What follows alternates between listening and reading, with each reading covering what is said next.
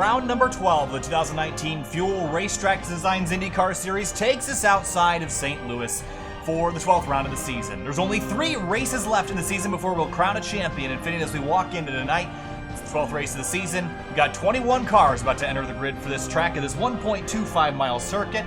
Different on each end. It's going to pose a huge challenge as we close out the season here in a few weeks. Yeah, indeed. One of the more unique oval tracks in the U.S. Again, like you're saying, 2 different sides to it, 2 different ends. Drives completely different on each side. Should put up for some fantastic racing here at Gateway. At the end of the night, after the race this evening, we will announce the 2020A Fuel Racetrack Designs IndyCar Series schedule, so stick around after post-race interviews for that. Don't go anywhere after the conclusion of the event. Of course, my name is Kyle Heyer, joined by Finian DeCuna tonight for another round of IndyCar action. Let's take a look at the course here tonight.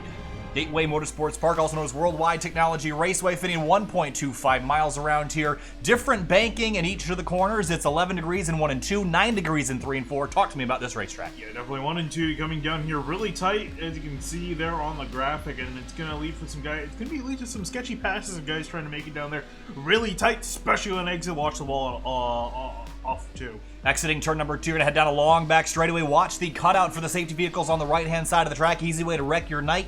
Then down into turns 3 and 4. A lot flatter than 1 and 2 by 2 degrees. A little bit wider down here as well. You're going to be trying to carry as much momentum as you can without pancaking the wall on corner exit. And that is a 1.25-mile lap of World Wide Technology Raceway. And they happen very, very fast in about 24.5 seconds. So we'll head down to qualifying right now as everyone gets set up to go racing tonight. Finney, there's a couple drivers that are normally here that are not here tonight, but it's going to be a slightly smaller field. Riley Thompson, a recent winner at Circuit Gilles Villeneuve a couple weeks ago, and his number 56 out on course right now. Jack Andrek, your current pole sitter.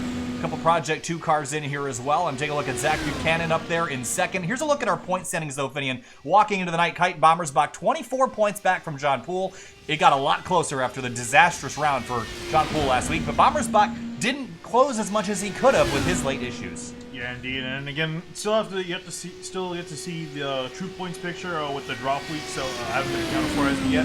The last 2 rounds, the last 2 rounds will be completely based off of the points off of those 2 rounds. There's no drop weeks for those last 2, so that will really make the points picture clearer. But I think even with Will did post the ad for the series.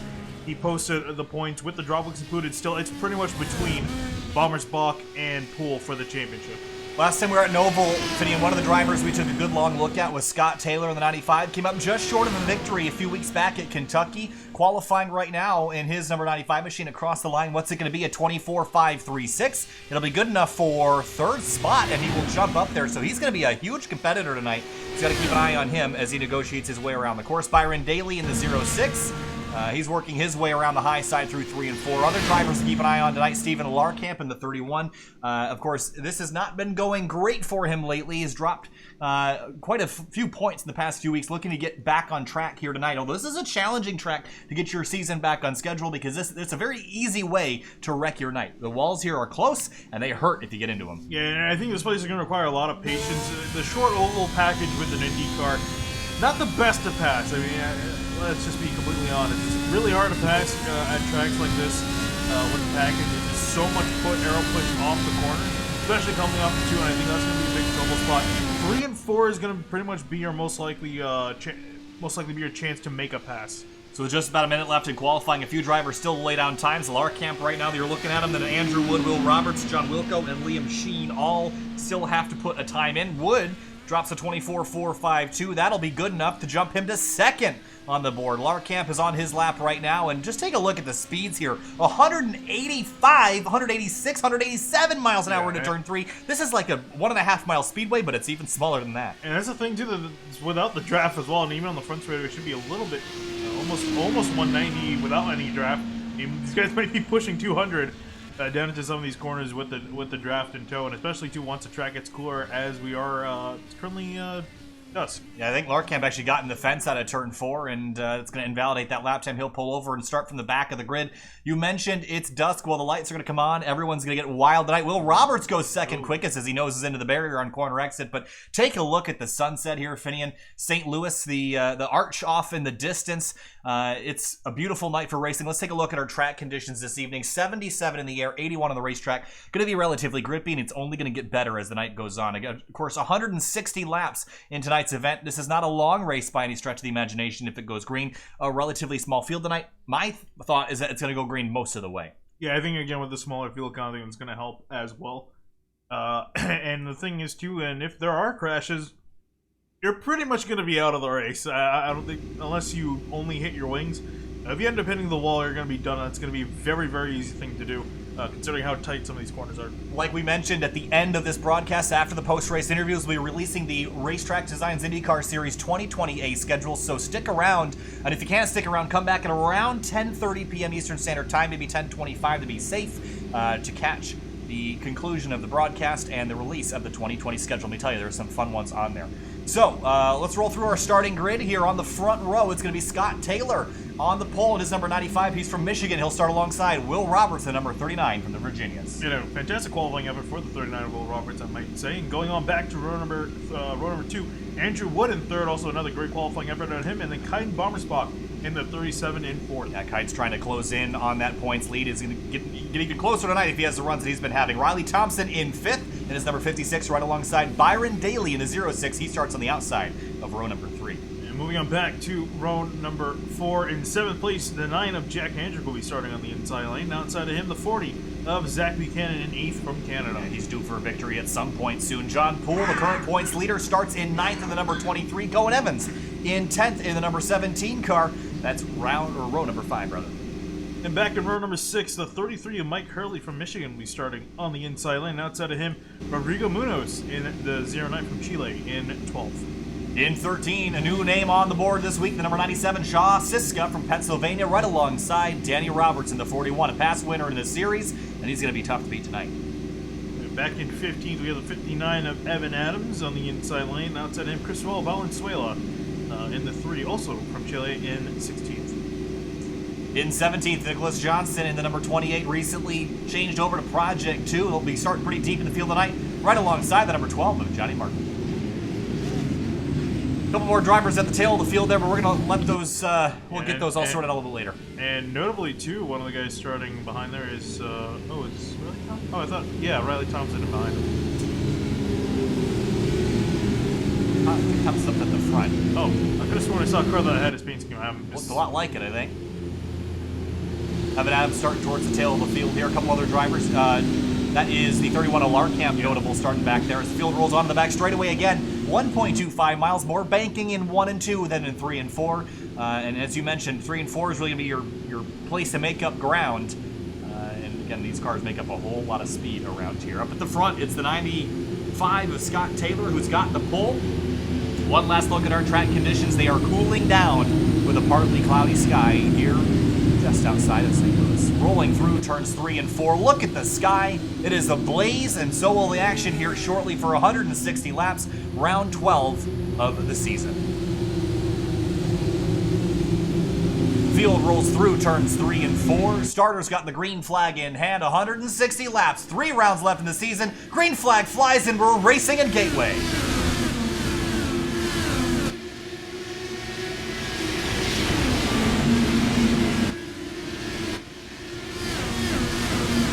Very hairy start as these guys come onto the back straightaway. Will Roberts almost got passed by Kite Bommerspach.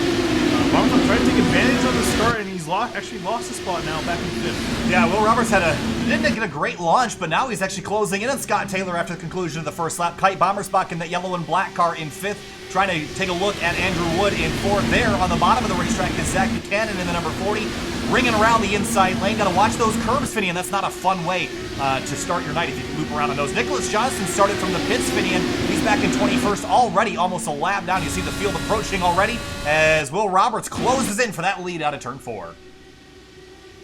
He's coming on the top 2, broken away. Daly and Wood side by side for 3rd place in line. That's kind of let the the rest of the pack drop off from the leaders. Andrew Wood, it took him until about the middle of the season to really get his confidence back in this number 32 car. He's looking really strong so far tonight, but trying to hold off the driver who's second in the championship. Meanwhile, Riley Thompson in the 56, a recent winner from Montreal a few weeks back, trying to get those oval victories under his belt on the outside in turn 4. Yeah, he's done fantastic on the road course side of things across both the Cup Series and the IndyCar Series. I think Danny Roberts might have gotten a piece of the wall out of turn 4. And he's also another driver starting uncharacteristically lower on the grid. And you see also with Stephen Larkamp. For the lead, here comes Will Roberts down to the inside in turns 3 and 4. Fresh tires allowing him to jump down there.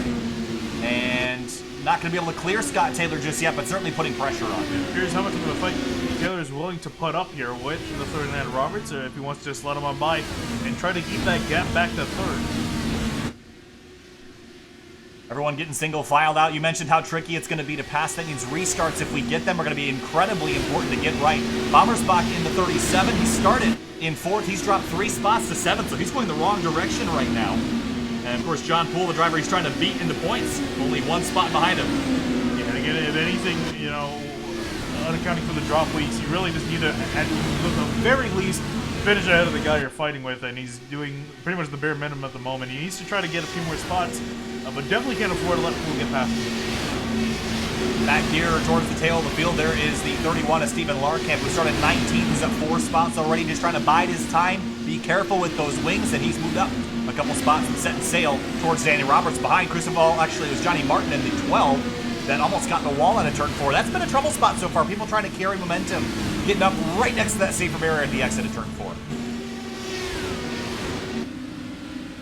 For the most part, single file out towards the back, up to the front midfield is where all the action is. Cohen Evans cutting the curbs and getting sideways, and you see Andrick moving on by. It's going to be so challenging tonight to stay off of those curbs, especially in 3 and 4, because you can get so much more rotation out of your car by getting on those. The problem is that rotation often will send you around. And see Jack Andrick getting by Cohen Evans as well. Cohen trying to fight it back, couldn't do anything about it though. Yeah, Andrick taking advantage of that slope up by Evans. Now Evans trying to work around the outside lane using the momentum, keeping the 9 to the inside. He does exactly that, makes a pass.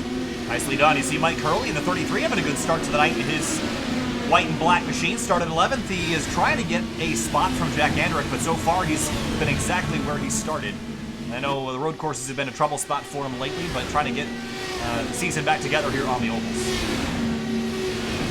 Woodard still going at it for third place up towards the front of the field. See Larkamp up in 14th now, but you mentioned Daly and Wood. And Byron Daly tonight started his race in 6th up to 3rd, so he's going forward and looking really fast right now. Not quite as fast as the 2 drivers in front of him. Scott Taylor was the quickest out of the top 3 the last time by. Will Roberts the 2nd quickest, and Byron Daly 3rd. These guys were side by side before we cut to them, so they've been going back and forth. You do that. Wood also running a completely different lane than the Home Depot car. 10 laps complete of 160 here tonight. This race is flying by. Big stack up out of turn 4. And I think that's Mike Hurley in the 33 and Rodrigo Munoz in the 09 that's just gotten around. And did Hurley get up out of the groove? Because he's dropped the spot. That's a bunch of time. Go back and take a quick look and see what happened in the 33. He's going to get on the curb. Wow! Whoa. Big slide. That's what gave up all that ground. See also McDonald's car in the 97 right in behind him. That's Shaw Siska, new entry for this week. And slow progress so far, hasn't really gone anywhere, but just trying to get laps. And again, every time you start a series, whether it be late in the season or even early in the season, you're just trying to learn not only about the race car and the conditions of the racetrack, but also learning about your competitors. And that's something that Siska's trying to do right now. Riley Thompson, Zach Buchanan going at it for 5th. I think Buchanan is going forward in his number 40, and Riley Thompson has stayed pretty static so far. So the 40 is launching an attack for that top 5 spot.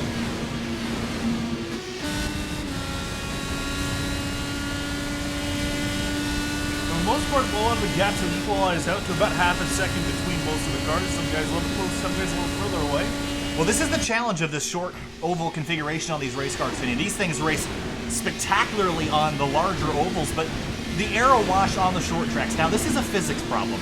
It used to be a whole lot worse when they had the bigger rear wings on these cars back with the GW12 generation, but they reduced the amount of downforce on these cars. The problem is they're going so fast that they're going to produce a weight no matter what you are. And you've got a big crash on the back straightaway. Roberts and Evans. Oh, Danny Roberts.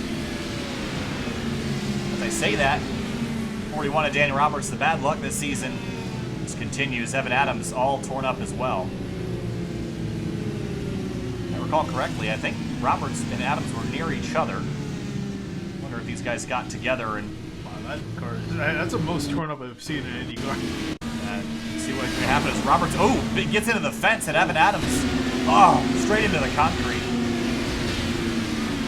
That's a big mistake for the 41. Yeah, this is not something you see Danny Roberts do a whole lot, but out of turn 2, just understeers big time, gets in the wall. Evan Adams has nowhere he can go. Again, it's up and over, just gets tripped on the suspension of the 41 and just goes for a tumble. Watch this at full speed.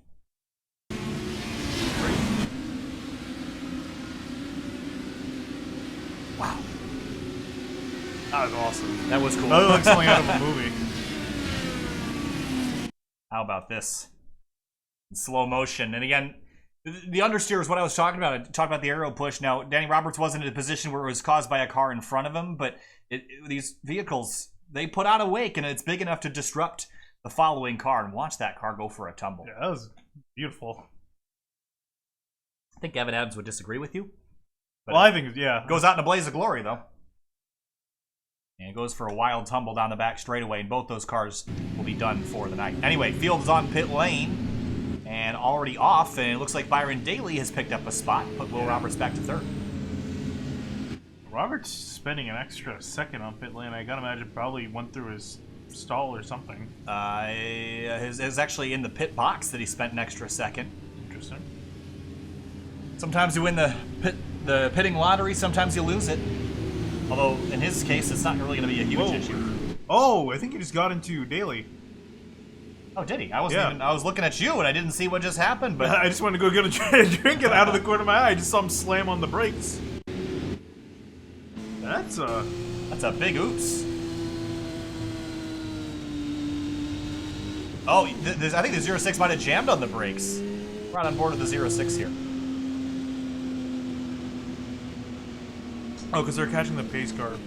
Yeah, he steps on the binders, and Will just doesn't have enough time to react. So that was a big mistake. Ooh. And that's got a lot of damage on that To 39 both. car. And to the rear of the 06, you're right. Well. These guys are going to be at a huge... If I was them, I would have come into the pits. Yeah, I don't see why you'd stay out. You're just going to get swallowed alive here.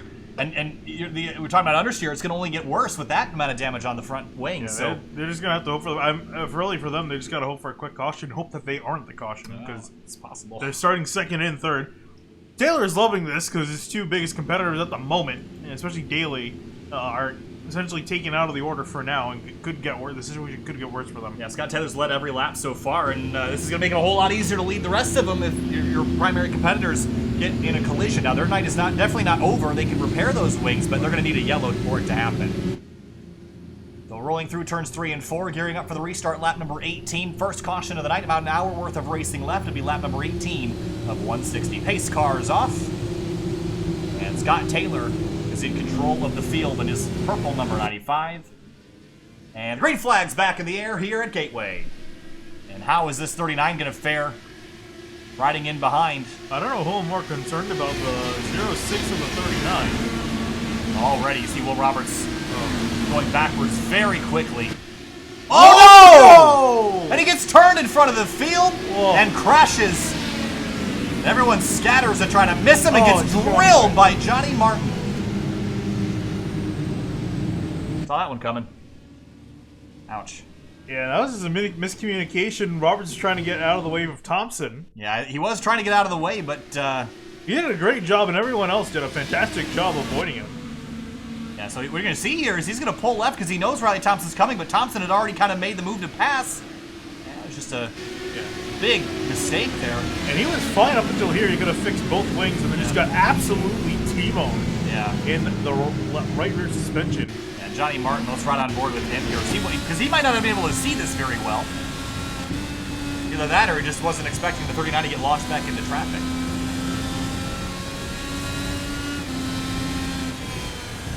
Couldn't really see. Smoke was there, and then by the time he made the decision to turn, too late.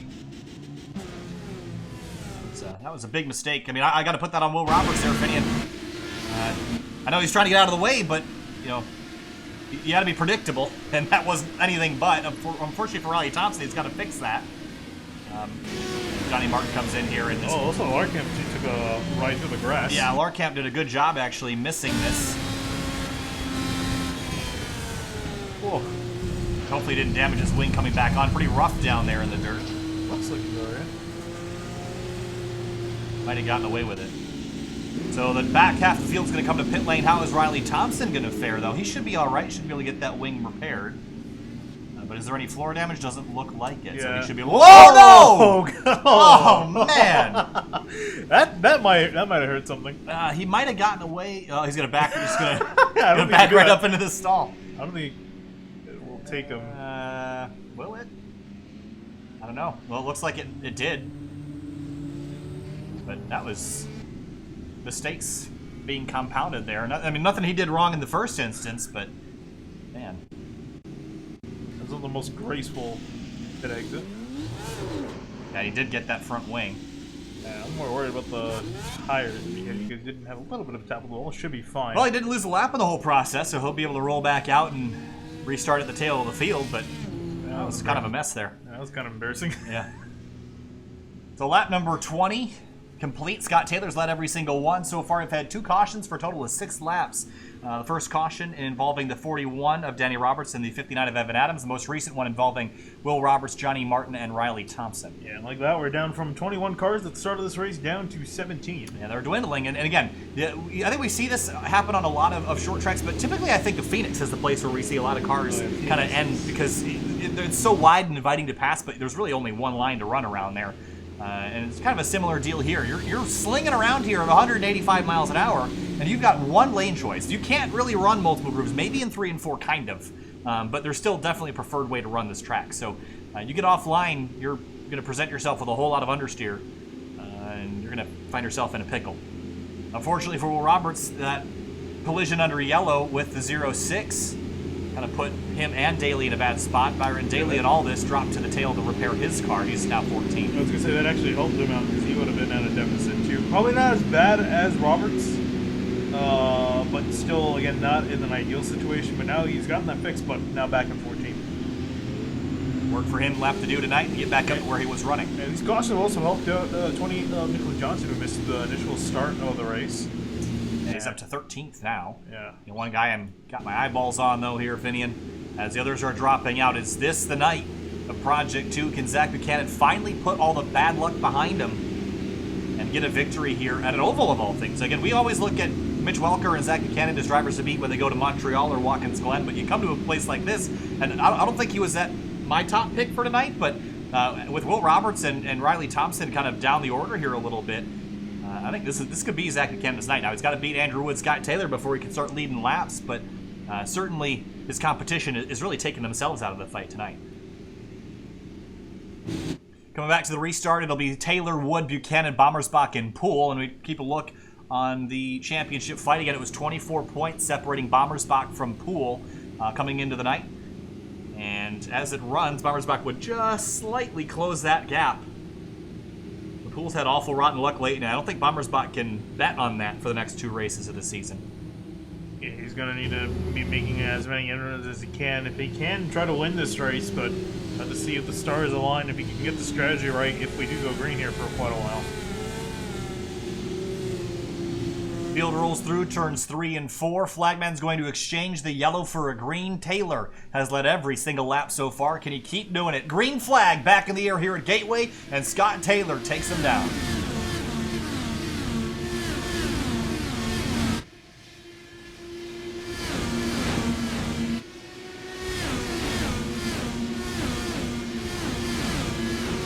Oh, behind him. Big Daly. Oh, and more. Riley Thompson's in it as well.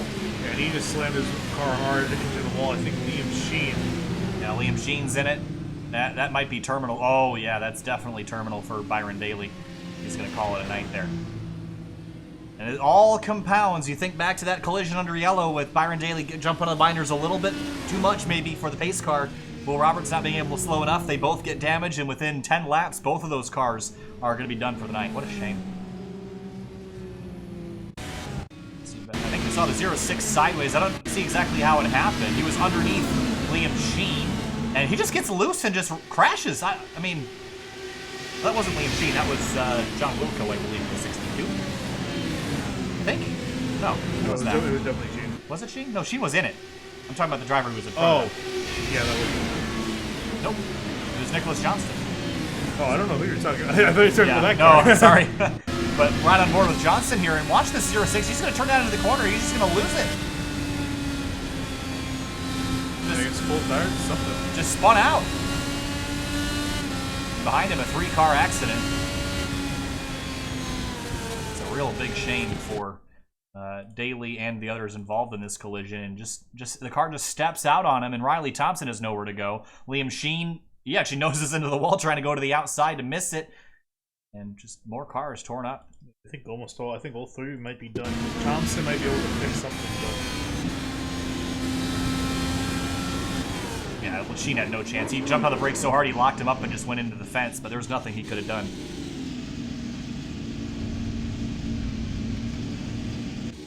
See if any of these cars are repairable. They're dropping like flies here early, Finian. Daly and Sheen are definitely done. Thompson might. Oh yeah, I didn't see that. I saw the left side of the car. I didn't see the right. Yeah, no fixing that. We've dropped from 21 cars down to about 14. Oof. Lost a third of the field already. Yeah, we're not even to lap 30. But what does this do for the drivers inside the top 5? I mean, this is a really strong top 5 right now. Top 10, really. Yeah, but if I was one of the leaders, I would have come in because I think we're gonna be set up for because we only have 14 cars. And yeah, I mean, there's no reason why you wouldn't, I guess, right? Because I think I think honestly, I have a feeling we might get that long run now. Field's almost been cut in half, and I imagine the 14 cars would be able to go green all the way.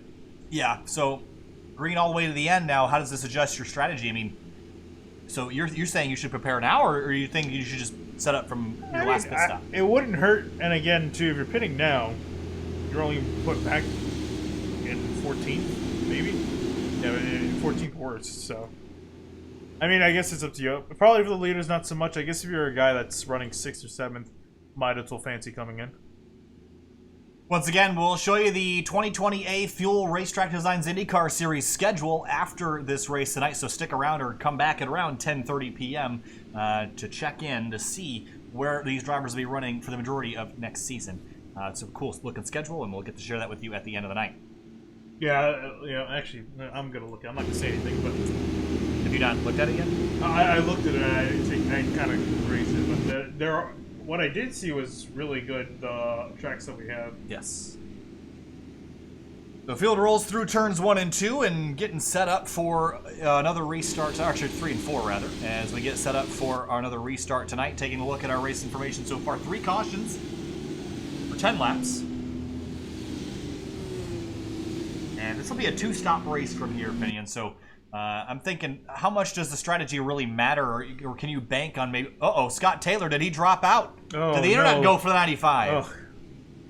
And another one is going to drop out of the list. Oh, even Hurley, too. What happened to him?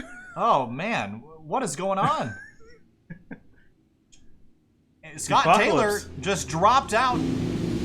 Yeah, and Hurley as well. I think that might have been like a server thing, because both of them... It's happened before. Remember, it happened at Kentucky for the Cup Series. Yeah. I think it also happened at the IndyCar race as well. I think Michigan, or I don't know. I remember it happened at one series for Michigan. I don't remember what car.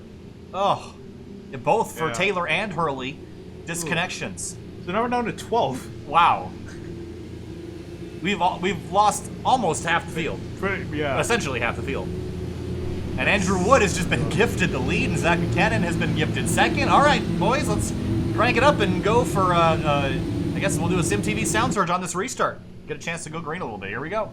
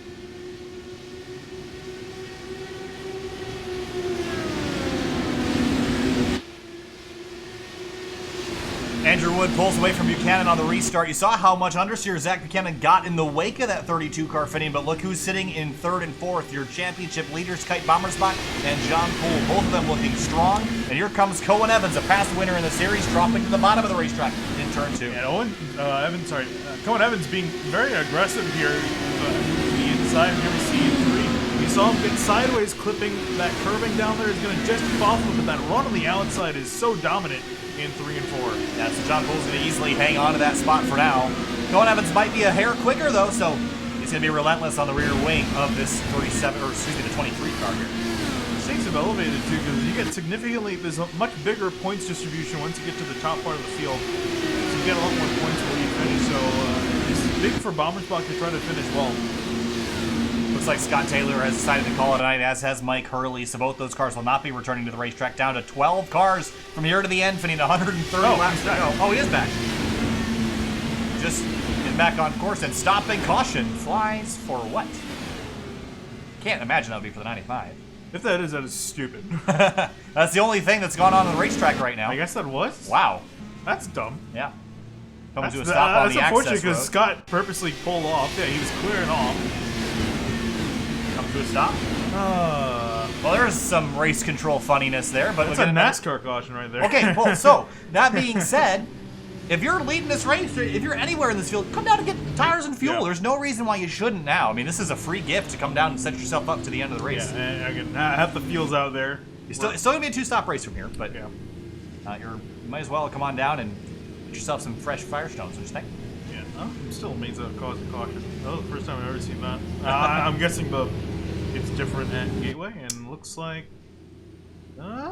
thinking about it. Yeah, Buchanan is coming, and second's coming on. Yeah, I have no idea why Andrew Wood and Evans, Andrick, so. And look at them, they have to stop because they don't want to beat the pace car to pit lane. Good. This is extremely heads-up driving on Buchanan's part, not to drive ahead of the pace car. That has caught a lot of people at this track. It is really dumb. I don't know how to really remedy this, but again, Buchanan just saved himself from a big penalty there, and that was really, really smart. Yeah. So he'll head down on the pit lane. Is that collidable, that ladder? Oh, I think it is, yeah. Is it? Okay. Because I've been avoiding it, thinking it's collidable. Yeah, you definitely should. Okay. Always err on the side of caution. Always assume something is indestructible. Yeah, I've seen it. I never actually confirmed it every single time. And it's funny, too, because I was on league race, and I think everyone that's in a league race can attest it. Everyone's driving straight, and then they just lunge right or lunge left to try to avoid it. So, looks like Scott Taylor has officially called the night, as has Mike Hurley. So, they're now done for the evening. They're listed as out on the ticker, they're done. That's a real shame. So, I have no idea why this top 5 didn't come to pit lane. There's no reason to be... I guess you they can't wanted make it track position? I mean, sure, I understand that, but you're also going to lose it immediately because of the tires that these guys are going to have. Now, granted, we haven't run a whole lot of green flag laps, but we've seen in the past how important tires can be. Not necessarily for raw pace, but just for maneuverability. And a track like this, that's going to be incredibly important.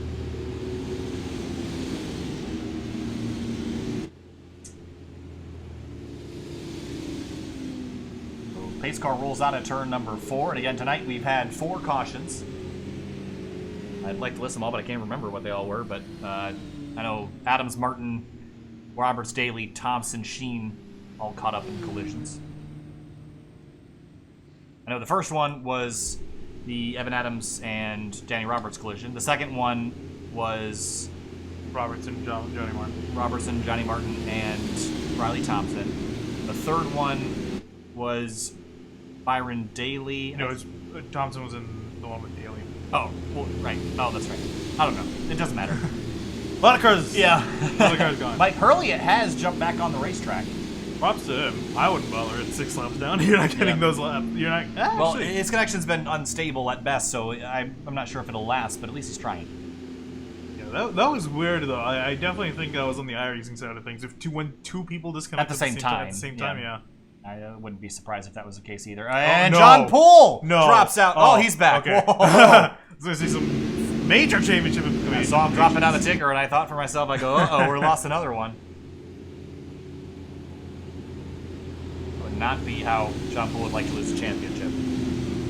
And at this point, a catastrophic race could lose you one. You only have 2 races left after this. There's no time for screwing around. If you DC out of a race, you're going to be certainly on offense the next couple weeks. Coming to the restart at lap number 38 of 160. The progress has been slow so far.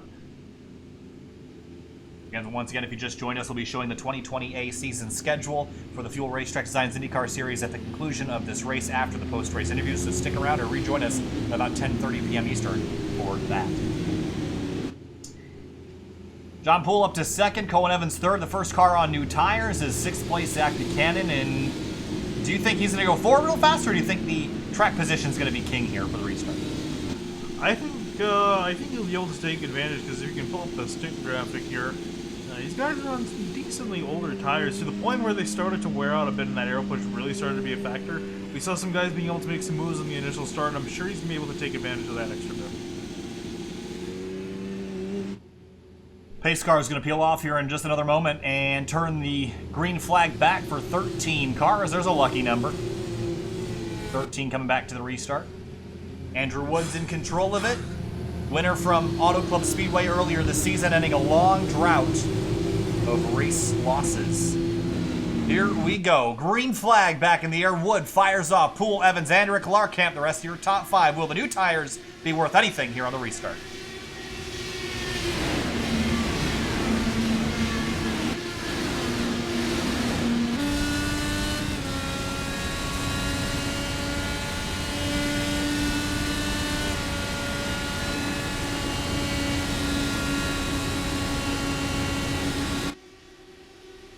Definitely helping him on the exit of some of these corners. You know, typically where you would see drivers fall off and start to fall back with that aero push, he's able to still keep the car in it with that pressure. You see him catching up to Larkamp in the corner on exit. He should be able to drive right by Larkamp here, but now the question is, does the high side overcome the new rubber on that 4D car? And we're going to see this through 3 and 4. It looks like it will, so maybe track position is the key tonight. Cannon struggling to get by the 31. Up in front, Wood still got it, but John Poole starting to lean on that rear wing and put pressure on the 32. It's going to be big for Poole here with Bommersbach now back in 7th place. He can easily take the lead, at least try to lead a lap. Dude, that'll help him out quite a bit. Buchanan's all over Larkamp here, and the frustration's going to set in pretty quickly once Buchanan realizes how difficult this is going to be, but he might have a rundown into turn 1 and 2. It's been a challenging corner so far on fresh tires or world tires, and he drives in under the rear wing and still going to be fighting some understeer, but not nearly as bad as if you were on older tires. The only problem is the more he's in behind Larkamp, the more he's going to lose out on his advantage.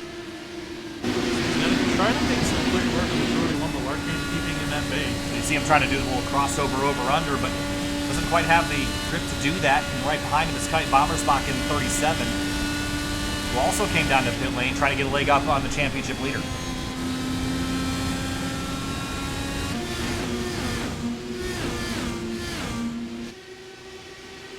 Taking a look out from behind the wake of 31 into turn 3, and still rolling the bottom of the racetrack and just unable to grab any ground away. And I think that just shows you that pretty much take it fast, you're going to have to look along the highway. I thought tires would be more important, but I know that there's going to be some understeer issues in the aero watch, but this is worse than I thought it was going to be. Yeah, it's definitely helping him out. There's no question about that. The problem is that when you have guys defending that high lane and lose their only passing opportunity, he's going to try to make a dive down to the inside. I think he's going to really push the issue this time by. Yeah, he's going to be alongside. Can he stay there, though, as they make their way down to turns 1 and 2? He's going to try to get a side draft. Yeah, just can't keep alongside. Going to have a look down into turn 1. Oh, watch it. He's going to lose the nose there, and he's going to slide up the racetrack. And all that ground he just gained, he's going to have to do all over again. Meanwhile, up in front, there's your 3-car battle. Wood, Poole, Evans, 1, 2, 3. Yeah, Evans has been fairly quiet as far as running in a high position. He's making some moves earlier on in the race, and I hear he's in third with that strategy call. Almost 200 miles an hour down into turn 1. The speed of these cars is absolutely ridiculous sometimes. So you look at these things and they're whipping around here at 200. They're pretty much going here at the speeds that guys at Daytona would go around, considering this is a significantly shorter track. This guy we haven't talked about a whole lot tonight, Rodrigo Munoz in the 09. While last week at Watkins Glen, he ended up getting wrecked twice by his teammate Cristobal Valenzuela, who's actually in 11th place, a couple spots behind. But Munoz, a nice night tonight, just staying out of trouble and working his way forward. I think that's really the best you can hope for. Like that should be getting a solid finish. Again, only 12 cars in the lead, lap 13 running. And John Poole moving up the racetrack, trying to find some air to get around Andrew Wood. Hasn't been able to do it just yet. See Buchanan, look how much he fell off of Larkamp. He's now 7/10 back. Closest battle on the racetrack right now is for second. These guys are all really close together here. You imagine that they're probably going to just sit single file. I mean, there's not really much you can do while you force the issue. So, what's the thought on the strategy now? You still have to make 2 stops. So, undercut, overcut. I would say undercut's probably the way to go. Yeah, I'd say definitely undercut. As much as you can. I think really, if anything, just focus on the fuel. Don't really focus on the tires as much. Where you can. Another guy that I see making moves right now is Shaw Siska, the number 97, new name this week. First run around the series, and tonight it's been quietly hanging out around the top 10. Hasn't just been able to crack it, and here he is in 10th. Working over Rodrigo Munoz, Nicholas Johnson. Remember, he started almost a lap down in the pits, and look at him now, up to 8th. Yeah, actually all over the back of Bommersbach in there. He makes a move to the inside out into turn 3, has a lunge, and will clear him. A nice run for the 28 through the center of the corner. Bommersbach drops to 8th. So the tires for Bommersbach, remember, he's got newer tires, and they have not really helped him at all. Even Buchanan, they're still running laps slower than the leader, so I think lesson learned there. The tires are hard as a rock tonight. Can't do much with them. I don't know if they go to the extreme of not taking tires. No, I think it might be worth it if there's maybe 2 cars ahead of you. Yeah, like the first and second. Other than that, I think being behind 5 cars is not going to do you a whole lot. 50 laps complete here at Gateway, and up to about lap number 25 or 30 was Scott Taylor, who had led every single lap, and since then, it's been all Andrew Wood. He's led 25 of the 50 laps we've completed so far. Scott Taylor going to be cursing the internet, guys. This could have been him leading this race easily. John Poole tonight, after a disastrous couple rounds at Circuit Gilles Villeneuve and Watkins Glen, just looking to get some stability back in the season for him. He's lost a lot of points, almost a race and a half worth of points in the last few weeks, looking to return to form. He was so close to winning Auto Club, and then he went back to Kentucky and won that race. So the ovals have been kind to him, and he's running very well right now, but he just needs to hang on to kind of re-extend his points lead over Bommersbach, who's currently running in 8th. Antrix also kind of fallen back a little bit from this battle. One of the cars stayed, benefited him quite a bit, but has drifted back away from the top 3. Yeah, he's been quietly hanging out inside the top 5, top 10 tonight. Hasn't really done a whole lot with his moves on the restarts. Just conservative night. I mean, this is a night we've seen it go wrong for half the field. Don't mess this up for yourself. Just have a solid night, and that's what Andrick is doing right now. See, Buchanan starting to launch the fight back to Larkamp. Maybe now that the tires have had some laps on them for the 31 under green flag conditions, Buchanan might be able to do something with them. Here he goes. Yeah, he got a good exit there. No, not quite. How frustrating is this for Buchanan? Oh, extremely frustrating. Theoretically, on paper, should be able to pass Larkamp, but in reality, with the aero wash off these cars, can't really do much.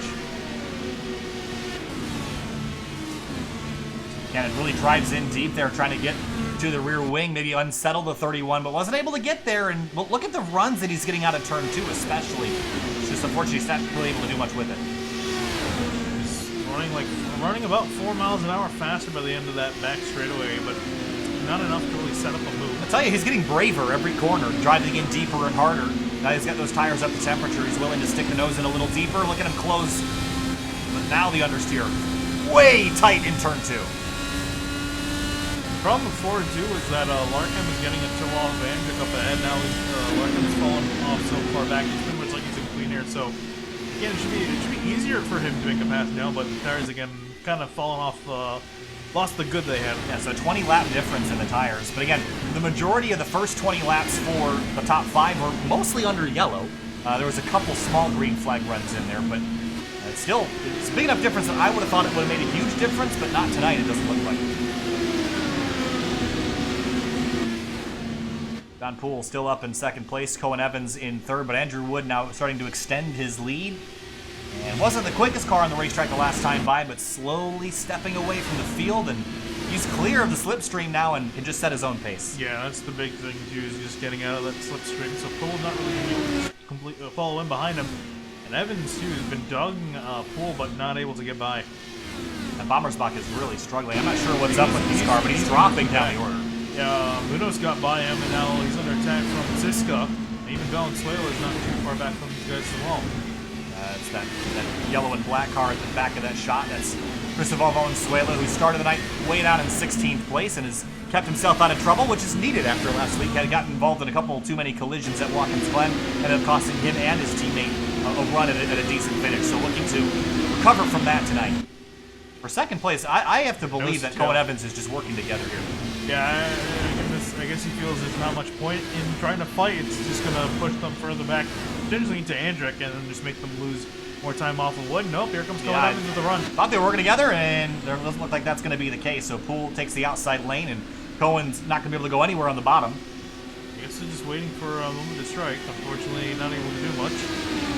And they lost 2/10 to Wood again last time, so Wood still extending his lead. It's now 1.3 seconds. The lap times we've been running, Poole's running 10th and a half slower every lap compared to Wood.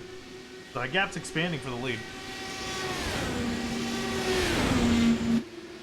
100 laps to go here at World Wide Technology Raceway for the 12th round of the Fuel Racetrack Designs IndyCar Series. Again, we're going to announce the 2020 season schedule at the conclusion of this broadcast after the post-race interviews. Andrew Wood has been leading ever since lap number 25 when Scott Taylor had internet issues that relegated him down to 14th place. Oh. Did Buchanan get the fence out of... Oh, might have gotten close. Definitely flirting with it. Here's a look.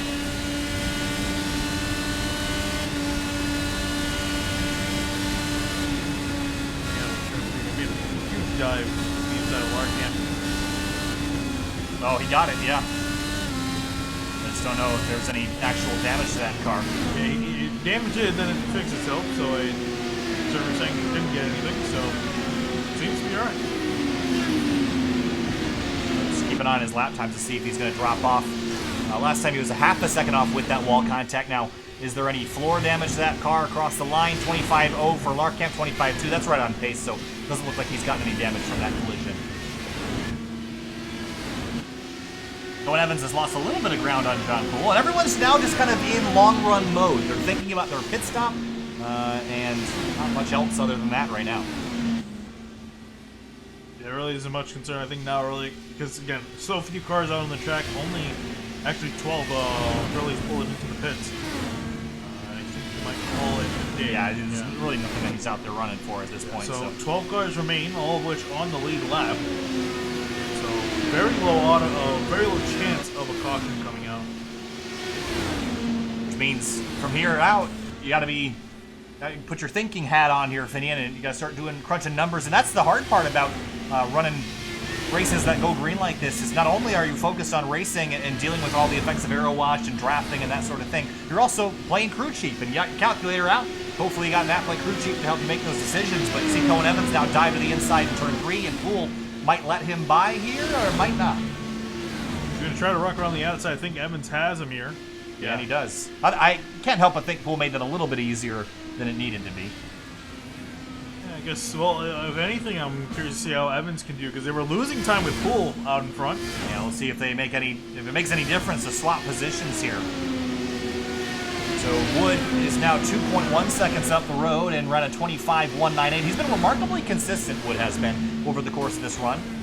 Although that time was a 25.3 for Cohen Evans, a 25.2. Oh, yeah. So that was a gain that time for the 17. You see Evans starting to actually pull away just a little bit from Poole. Now Poole's probably hoping he can stick to the rear wing of the 17 and drive back up to the leader, but doesn't look like he's got the same pace and has some work to do on that car. And again, as the temperatures continue to drop and the track continues to get rubbered in, it's going to change a little bit and add more grip where drivers have been running, and it's going to throw marbles out where they have not been. Yeah, 10 faster that lap as well, so Evans starting to bring that gap back closer. To almost 2/10 faster that time by. He's dropped that lead down to 1.7. Andrew Wood is probably looking in his mirrors and trying to figure out how does this change his strategy if he knows he's getting run down. But now the problem is, if Cohen Evans gets to the leader, will he be able to actually make a pass? Not on these set of tires, at least. I think if anything, we're going to see the pass for the lead in the pits rather than on track. If anything, if it's on track, it's going to be when the tires are their freshest. So, pit window, again, it's still a two-stop race. Pit window's open until about lap number 90, and then again from about 110 to 140 to make your final stop of the night. And I think Andrew Wood's decision is going to be primarily on where the 17 car is on the racetrack. Yeah, honestly, if I was one of these guys, pit as soon as you can. I think it's going to benefit you quite a bit. Not exactly sure what their pit delta is. The delta tonight, well, I haven't really seen a green flag stop, so but to really know, but 34 seconds roughly, and that's over a lap. It's about a lap and a quarter. But Andrew Wood taking off laps at the front of the field. That was his 46th lap he's led tonight. But he is getting run down and quickly by Cohen Evans, who has set a fervent pace ever since he got around John Poole. Yeah, that put Evans back in this fight for the lead was falling off. Really starting to see the pace out of the 17 car. And I think honestly what Evans should do is just try to catch him as much to what is possible. Once he starts getting the aero push, come down to the pits. Yeah, that's exactly what I would do too. As soon as you start feeling that effect, get out of the wash, go get fresh tires and Firestones on your car, get some more fuel, go out there and run your own pace because you're quicker than Andrew Wood. And these guys are on the same strategy as well, so it's not a tire difference that's playing a factor here. And I think Andrew Wood has come down onto the access road to pit lane. I think he saw the 17 approaching. I like this call. So Andrew Wood comes in. Yeah, okay, now I switch gears. If I'm Evans, I would stay out now because he's running faster than Wood on this stint. And really, that's only about 3/10 off what they were running, but I think he's going to come. I think he's got to respond because their lap times on fresh tires are significantly quicker in clean air than old tires. So I think he has to respond here, unfortunately. John Poole's also going to come in. Does Jack Andrick, the whole field's going to come now. Zach Buchanan, the guys that pit on the last stop, or the last caution, they're going to stay out for a little longer, I think. Yeah, this is where they could potentially benefit too, because they got fresher tires, can run out for longer. So we'll have to see how it kind of adds up and sorts out the order. So Buchanan, Johnson, and Munoz your top three. Kite Bommersbach back up to fourth. Shaw Siska cracks inside the top five for the first time. So now where is Andrew Wood? Did he have a long stop? He's been there for no. I thought he was in there for a little long, but he's back out on the racetrack. Cohen Evans is still in the box now. Cohen Evans is rolling out. Andrew Wood in 3 and 4 right now. This is going to be a little tight, I think. Cohen Evans might have him here, though. Yeah, I think he might too. Yeah. That's a slow access road, though. That's that brown and white car at the back of the screen. Drag race down the back straight because Andrew Wood get on by. Down into turn 3. It's going to be side by side, but Wood just takes it back. But a big gain for Cohen Evans on that stop. Surprisingly so, too. I think it looks like Wood had kind of a long stop, a 9.3 second. Oh, so did Evans, though. 10 seconds for him. Oh. But I'm not sure what that was about. And Evans was actually slower on pit lane as well, but maybe just the access roads is where he gained all that time. Yeah, so you imagine if Evans had a normal stop at around 7-8 seconds, he could have gotten the lead. John Poole is now 4 seconds back from this group. But it's still Buchanan, Johnson, Munoz, Bommersbach, Siska, Valenzuela, and Wilco up at the front of the field, the top 7 spots, as Valenzuela hits pit lane in the number 3. Wood and Evans now a lap down. They're working through the leaders who are on the lead lap and staying out. I'm curious how long they're going to stay out, though. So Buchanan has been out on his tires for 44 laps. And again, we saw the previous group go, what, 60-something, 50-something? So about 20 laps more for the 40 is about all he can do before he'll have to come down. Now, one-stop race from here for guys like Wood, Evans, Poole, Andrick, all the guys that just came to pit lane. One more stop and they're done for tonight. But a messy start to this one tonight. Fuel Racetrack Designs IndyCar Series round number 12. 2 races left in the season. Of course, like we said earlier, after this race, we will announce the 2020A Racetrack Designs IndyCar Series schedule. And also coming, or actually, once you complete the stop, we'll complete halfway. And it's going to be big too, because looking at Bommersbach, he's in 4th. This is actually going to help him out just a little bit in the points. Because Poole all the way back in 9th. Yeah, so walking into the night, it was 24 points that separated Bommersbach from points leader John Poole, and as they run, it would pretty much turn over that points lead. Now, the problem is that Bommersbach still has to make 2 stops. Poole only has to make 1 more. You got your thinking hat on there, Fame. What'd you think? You're being very cryptic. I was doing math. I think by the way they just came across the line, should gain 10 points on him, at least for this race. Again, once the whole math works out. So to start the night, we had 4 cautions for 14 laps, and we dropped about half our field from crash collisions or internet issues in the first 25 or 30 laps of this race. But since then, it's been clean and green since the restart on lap number 25. We've gone quite a long ways since then. And for Project 2, they've been so close so many times on road courses and ovals alike, and if Buchanan could get a victory tonight, it would be a huge change in the mindset heading into the rest of the season as race winners. I think it's about time that these guys get it done. And remember how close Mitch Welker was at Montreal Circuit Gilles Villeneuve a couple weeks ago. Strategy didn't go his way. Then at Watkins Glen last week, crashed out at the toe of the boot. Yeah, they really honestly should have more wins next to their name. Unfortunately, it hasn't been the case this season. Drivers with a lot of pace, but it's not the luck to go with it. Rodrigo Munoz looks like he's the first of the guys who came on who had fresher tires to bite. He's down in the pits. No, it's so slow. 45 miles an hour after you've been doing 200. This is like driving through a parking lot for the 09. So he'll come on in and get his service. Well, considering how many cars retired, it is a parking lot. Ooh, he's going to definitely have to readjust for that. You might have got... Oh, yeah, there it is. And his left front tire change. You got to get in the box nice and centered. Yeah, you got to get centered in the box, and it's going to be a long time. He's got to back all the way up and come back. There he goes. Finally got it up on the jacks. So where are the leaders now? Andrew Wood is cycled out to 5th. Still 4 more cars left to make their pit stops, and Cohen Evans still stuck behind him about half a second back. And this has been the challenge all night long. These short ovals, the rear wings on these cars, a lot bigger than they are in the speedway configuration. They put out more wake. It means the driver that's following struggles to make the corner, essentially. Yeah, I think for Evans, really, I think honestly the next time they come into the pits, which should be the last time. Spun. Munoz around and caution now. Ooh, man, I love this. I want to talk to the person who thought it was a good idea to make that bring out a caution down on the apron. I guess the only rationale I have for it is if you spin on the access road because there's only one lane to make it fair for everyone. I'm not saying it's a good idea.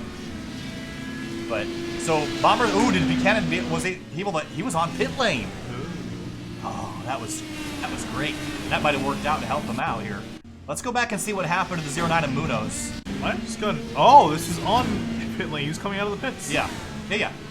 And just slipped and overdrove it and just spun out into the grass. And while that was happening, look who was in here. Buchanan, Johnston, and Kite Bomber's box. So where will they cycle out? It's going to help them a lot. Because they would have lost a lot of track position and all that. Well, they're right back up, and they got fresh tires now. Again, we haven't seen tires matter a whole lot, but I certainly like having fresh tires better than having old ones. Definitely on a restart. This is going to put Buchanan in 4th, I believe, once they cycle out. Wilco and Johnson are out. Whoa! More issues. Oh, more drama. We avoided crash damage that time, but we've had all sorts of... Is it a full moon out tonight or something? Because I think it was like full moon last week, I think. But, man, what is going on?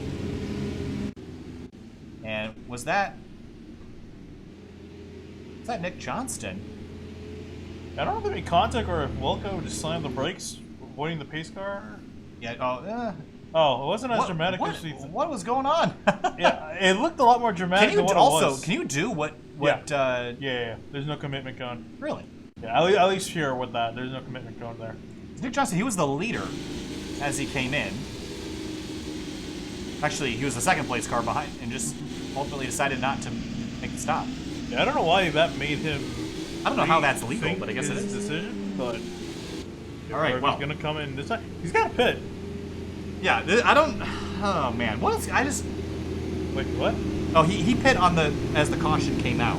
But he's coming back down. I don't know what's going on. Hold on, let me get my graphic up here. Is there something we're not aware of? No, nothing we're not aware of. No penalties assessed or anything. That was what I was looking for. Did he come in? He came. Oh, he didn't stop. He rolled through pit lane. So he does have to pit. Yeah, that's what we're seeing. I wonder if he was concerned about getting a penalty when the caution came out and getting service. But you'd think Nicholas Johnson, of all people, would know that that's not going to be the case. Yeah, I was going to say. And Bombersbach is back down pit lane too. He also came under the caution sequence. Oh, I'm just so confused. It's a waning crescent, so no. Is there any folklore attached to a waning crescent moon? I mean, it's like your typical moon shape. New moon model V7? We need that in iRacing. That's the one thing, is the night sky in iRacing still needs a lot of attention. Oh, yeah, dude. We can get stars. Oh, that look cool. Like, don't go crazy with it. You don't have to make it match. You know how iRacing would do it. They go out and model every single constellation. Oh, that takes so long. No, they would do it. They would do it. That's so extra. Flight Simulator does that. I would say the only thing I would bother, maybe do, like, make the stars in the tracks in the northern hemisphere different than the southern. That's the most I would probably do. iRacing would literally, they go to the detail of every constellation modeled. And this is why we don't get updates for like 10 years. They'd have like comets, like Hurley's comet, Mike Hurley's comet, or it's Halley's comet. Whatever. Yeah, I'm not an astronomy major. All right, well. We made a new one on the 26th. Well, it's always a new moon in iRacing. There is no moon. Yeah, no, we can get that. Ooh. That'd be cool. That would be cool. I was just excited to see Lime Rock get rescanned because that was one step closer to getting Watkins Glen done. Again, Lime Rock was the first track they ever scanned. You know, I don't know if you were listening to the podcast that iRacing had where they announced the Lime Rock thing, but the original version of Lime Rock that they made for the beta version of iRacing way back in the day. It literally looked like no. They didn't show a picture. That was the one that they were showing in the video. But they actually were talking about a version that they first built for the sim way back before. They said they were going to release screenshots of it. But they first scanned the track in 2004. The scan that we have now is 2008, or the previous one. But the first version they made actually was fall foliage colors. Like they scanned it in the fall. Oh, I see. And we never got to ever even see that version. Why? Because by the time they were releasing the service, they realized it was way out of date, and they made it again. So this is really the third version of Lime Rock that we've had. We just never saw the first one. Which I thought that was super. Can you imagine if we had seasons? Oh, that would be awesome. Yeah, that would also having fall that colors. Would take them absolutely forever. Yeah, but you know what? Some things are worth waiting for. If they can figure out a way of doing it that doesn't make them have to do it at every single track, I'm down for it. Well, it could be like a global thing, but yeah, you know how iRacing was with global changes. I was going to say right? it's global, which would make sense. But I rest my case. All right, back to the restart. Lap number 90 of 160. Green flag back in the air. Andrew Wood reassumes the lead. Cohen Evans, John Poole, Zach Buchanan, and Jack Andrick, the rest of your top five. And then how aggressive will drivers get now that they've got positions within their sight? About to find out. Jack Buchanan going John Poole here for third place here. We might see Buchanan throw a move to the inside there. He's going to have a look. Yeah, again, Buchanan's been so frustrated sitting behind this 23. I think he's going to get even more desperate as the laps wind down. 70 laps to go. Everyone's still got to make one more stop, I believe. About one lap, 110 to 140 should be your pit window.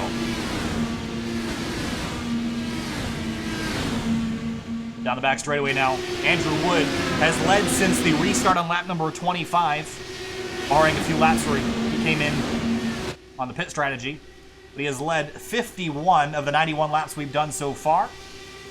And look at Zach Buchanan all over John Poole. Dives to the inside in 1 and 2. He commits to it, but he can't complete the pass. And how frustrating is that for the 40? Yeah, it really is frustrating. And you see now Steve Larkamp in the background pulling the inside Andrew. Larkamp pulls up along the inside. And again, we haven't seen anybody, bless you, haven't seen anybody able to complete this pass just yet. I had that going for like 2 laps. Well, now you got it.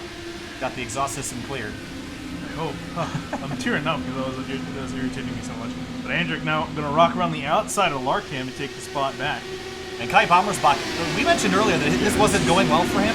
Remember last week at Watkins Glen, he could have turned over the points lead right there and then, but he made a huge mistake with only a couple laps to go and gave up all those points that he had gained on John Poole. Tonight has just been a disaster from a pace standpoint. Look, 8th isn't bad, but it's not great when there's only 12 cars running. And most of your competition is running in third. Right. So the guy you're trying to beat, so, oh boy, see Andrick almost got a piece of the wall there. He's really pushing now to the outside of the 31. And Larkamp's going to have this spot cleared in turn 3, move the 31 back to 5th. Valenzuela and Siska, they were side by side, moved the 3 car up to 10th. And Wood continues to lead. I just don't know if Cohen Evans can get a pass done. John Poole drops to 3rd. I think he's given Buchanan the spot.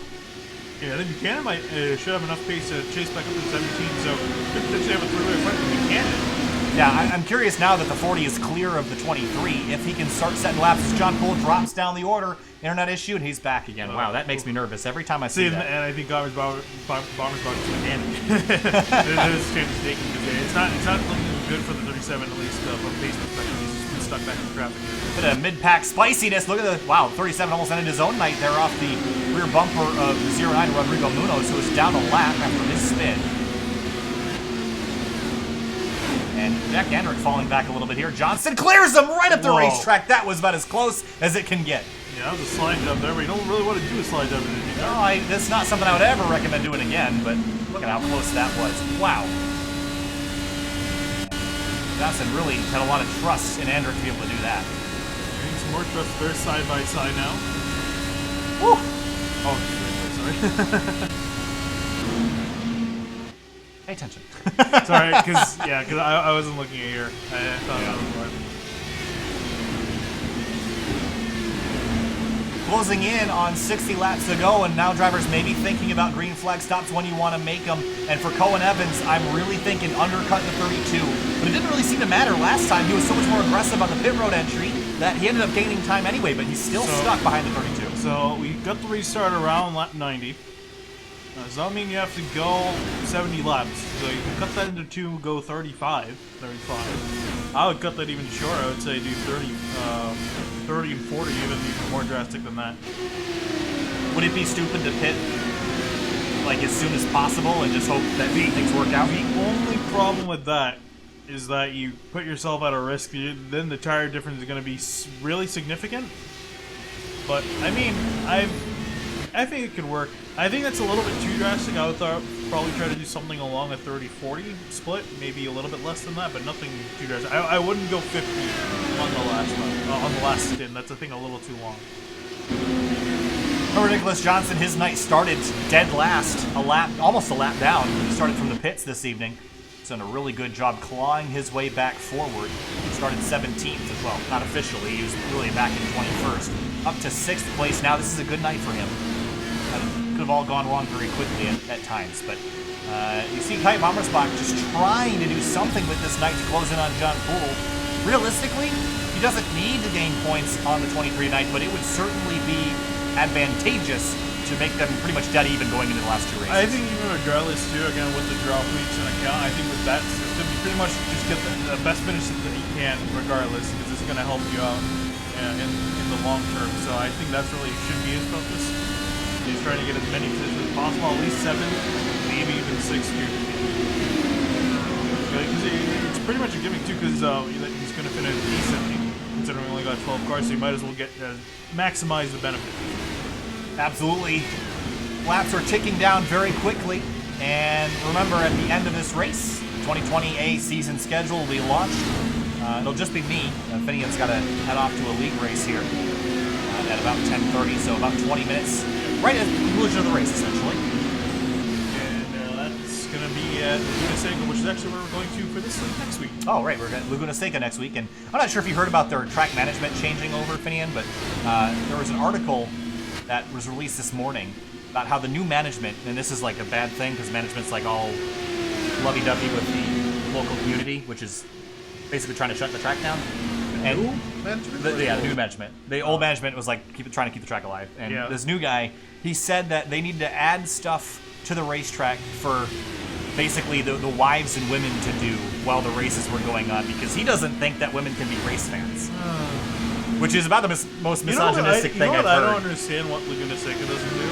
Think like those sound barriers that they use for highways. Yeah, I mean, put that that would help. Right? I just don't understand how you could be in public relations to say something that stupid, right? Like, I know. I mean, looking at our audience, it's clear. I mean, it's like 99.8% men. Women still show up and they watch the race. Yeah, I mean, you go to Watkins. Remember when this year to NASCAR? It was like 50-50 women. Yeah, no, it really is. I think you want them to go get like nails, like go get a manicure during the race. Like that's not something anybody wants to do. That's stupid. Yeah, it is really dumb. It just kind of shows that lack of understanding of the audience. Because when you go to a race in person, I think you really see how diverse the fan base is. Because it does seem more male dominant, and I think for the most part it is. But there's quite a few more females than you would expect. I mean, even at Grid Life, we saw the same thing, where you'd expect that to be, because, again, the primary demographic is, like, what, 18 to 25 male? But, again, everyone brings their wives, everyone brings their girlfriends, and they're into it. They like it. They wouldn't be there. They don't have to be there. But they are, and there's no reason why they should go get a manicure or go watch a movie with the kids. Because they're there to watch race cars. Speaking of demographics, this doesn't really do what we're going to say about now. It's about the Ford versus Ferrari movie. Oh, yeah. Yeah, the demographics for that were interesting. Really? Yeah. I think it was like 80% of the audience was over the age of 25. So that, Interesting. And I think it was like 70% male. I'm trying to remember off the top of my head, but it was pretty much most of the viewers were male and over 25. Wow. Huh. Which is crazy because we're 21, so that means pretty much almost all the viewers were older than us. Yeah, which makes sense. I did also touch on the Grid Life thing for a second. They were supposed to go to Laguna Seca next year, and the track management changing is why that whole thing didn't happen. Because again, they don't want more stuff. Now the difference is that it opened up a spot on the schedule, and per my understanding, is that COTA is happening in February. Now, I don't think that's going to be a streamed event, but our GLTC will be at Circuit of the Americas. The drivers will they'll have a great time. I'll have fun kind of tuning in, seeing what people are doing. 50 laps to go for Andrew Wood in the 32. Continues to lead by 1.2 seconds. Cohen Evans is back there just hanging out. Zach Buchanan in third.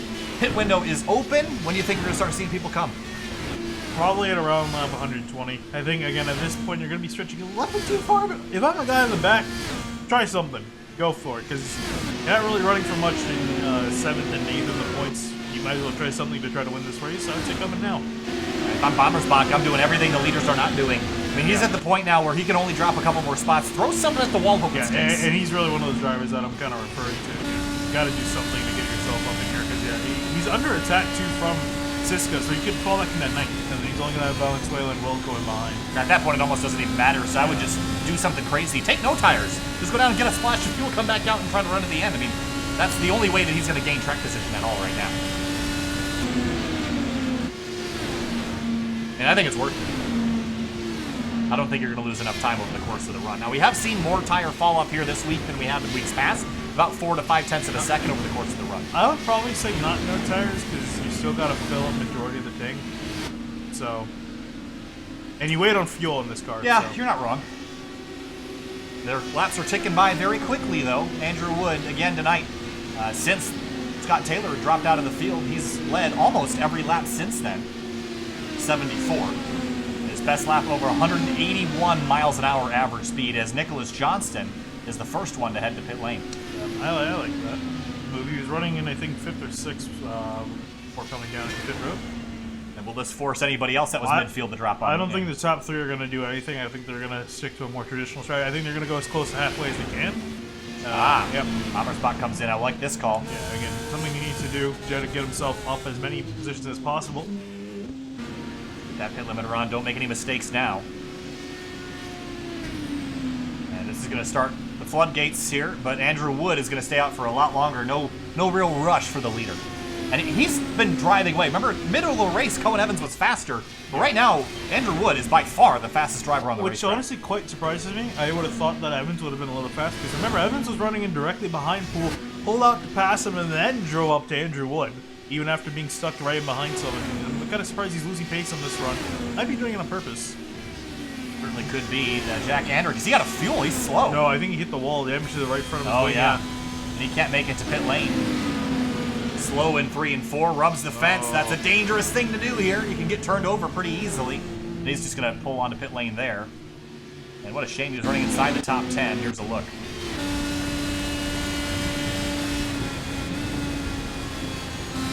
This commits way early. And this track, the wall jumps out at you. It's difficult to guess. And if you get that guess wrong, it's going to hurt. Just a lane out. Oof.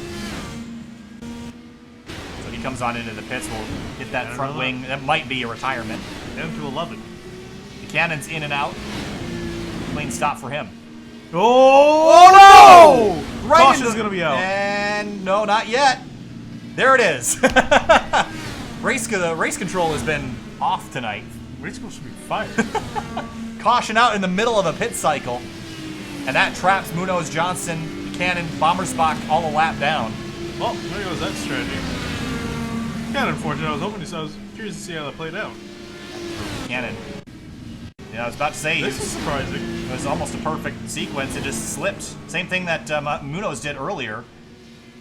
Slid up onto the racetrack and the caution ended up flying, but that changes how this race works because from here to the end, everyone's good on fuel, and here come the leaders. I imagine Evans is going to be as close as possible to Wood. If he gets a good enough stop, he could overtake Wood in the pits. And they were very careful not to pass the pace car as well, and that we've seen that cause issues in the past, but everyone's been on their A game tonight, not trying to do that and get yourself a penalty without needing it. Not that you ever need a penalty. So will we see a lead change here? Because if we do, I mean, I would say that they're almost a shoo-in for the victory. It's been so difficult to pass tonight. No mistakes. Larkamp is out. 8-second stop for him. Cohen Evans out. John Poole, drag race to the line. Andrew Wood spins! Oh, no, and a big mistake for the 32, and I think that's going to cost him. That might cost him the win here. It certainly will cost him. And he's going to get win. another penalty, too. I think he might have just illegally exited. Oh, he's certainly going to get it there. Now. I'm not sure if... He might get that cleared. He might get that cleared, but that is a disastrous moment for Andrew Wood. And he was dominating this race and in position to win. And I think he would have beat these guys out of pit road, too, but got a little bit greedy on the loud pedal. Yeah. He would have beat him, too. Yeah. Spun out. Gave it away. That turns the lead over to Cohen Evans. And he's going to be a tough one to beat. Siska hits pit lane, just came out in the lead lap. Now John Poole sits in second. Kite Bommersbach is going to be waiting for a wave around here, as will Nicholas Johnston. That changed the face of this race. We got Bommersbach trapped down a position, and Zach Buchanan has called it a night. He's done. He's too much damage on that front wing from coming across the racetrack. Andrew Wood, though, what a terrible way to end this after having led 79 laps tonight. That almost clinched, and actually it will be the most laps led by anybody tonight. And it's going to be a tall task to come through 6 spots. Now, it's not... You could do it, but you're going to have a lot of help. Yeah, it's going to be taller. I haven't entirely seen how the 32 handles in traffic, other than at the beginning of the race, so... yeah, I don't know. It's gonna definitely be a tall order here of who's going to have to work through. Again, if you're just joined us, we got about 40 laps to go with the Fuel Racetrack Designs IndyCar Series, round number 12 from Gateway Motorsports Park. And after the conclusion of this race, after post-race interviews, we'll bring you the 2020A season schedule with some fun races on there for sure. So stick around. Don't go early tonight. Stick around at the end to catch all that news and information. And he's actually had to drop back to 8th, I think, because that was an EOL. Yeah, and he can't clear those, so drop. It's going to be even worse. And he'll have to drop past Nicholas Johnson and Bommersbach as well, I believe. I think an UL trumps all. Even wave rounds. Yeah. So 1 to green here. Lights are out on the pace car. Cohen Evans assumes the lead. Now John Poole is in a position right now where he's got Kite Bommersbach trapped down positions. If I'm John Poole, I don't think a race win's going to do a whole lot for me in my championship fight right now. I would not risk wrecking myself for a victory tonight. I say second's good enough for the 23. What are your thoughts on that? Yeah, don't be greedy. I think it's going to be just the name of the game. Just honestly sit in second. Defend third. Yeah, don't lose spots, but don't throw your race away trying to gain them, because you've got Bommersbach in a hole right now, and John Poole needs a good finish to get his season back on track after the road course. This will help him out quite a bit of second place spot. It's a lot of points. So pace car going to roll off here in turns 3 and 4 and turn the lead back over to Cohen Evans.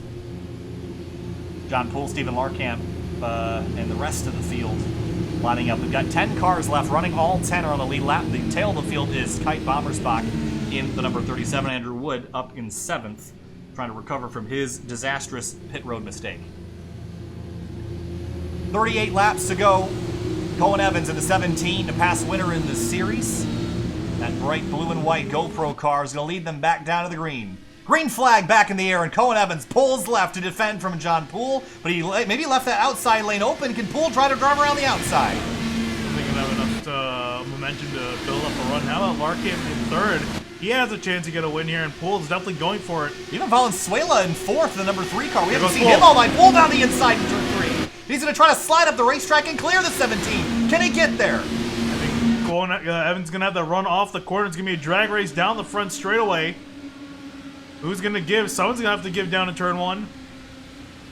Oh, and Evans goes way up the groove, and that opens the door for Larkamp now for second place. 3-way battle for the lead. John Poole in the 23, the Kentucky winner after being denied a victory at Auto Club, takes the lead away with just about 35 laps to go. Larkamp drives his way into second and just cleared Cohen Evans, but now Evans fights back hard on the top side of the racetrack.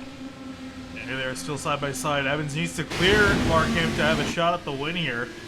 They're both going to have to sort out who's going to go next because they cannot race side by side and expect to beat John Poole running like that. Cohen Evans hangs on. Can he get back by the 23? It's going to be a tall order here. Essentially got gifted that lead, but Poole, fantastic driving out of him, was able to take the lead back. And that's the driving of a champion. Andrew Wood is up to 5th spot in his number 32. Yeah, he's going to have a really tough job passing that top 3. Really big names, really tough drivers to pass, so it's gonna be taller for him to get close to the lead. Might be able to get 4th from Cisco, but that's about it. Cohen Evans in behind John Poole. It's half a second. Is that too much for him to make up? Again, we've seen the dirty air be a huge problem tonight. I just think it's gonna be too much for him to overcome.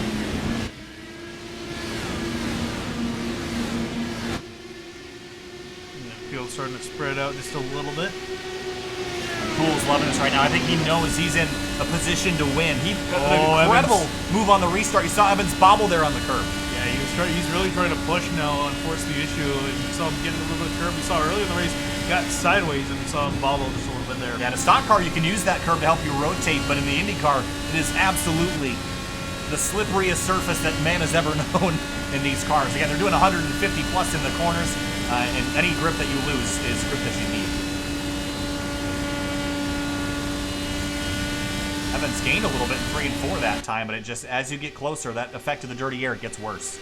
Shaw Siska in his opening round of his career in the Fuel IndyCar Series is up to 4th. Good night for him. He's got Andrew Wood tucked in behind. Yeah, Wood started to catch back up to him and potentially pass him here. But I imagine Siska going to put up a fight. Andrew Wood, if he had just not spun out, he'd be leading this race still. That was a big, big mistake. He easily could have won this race.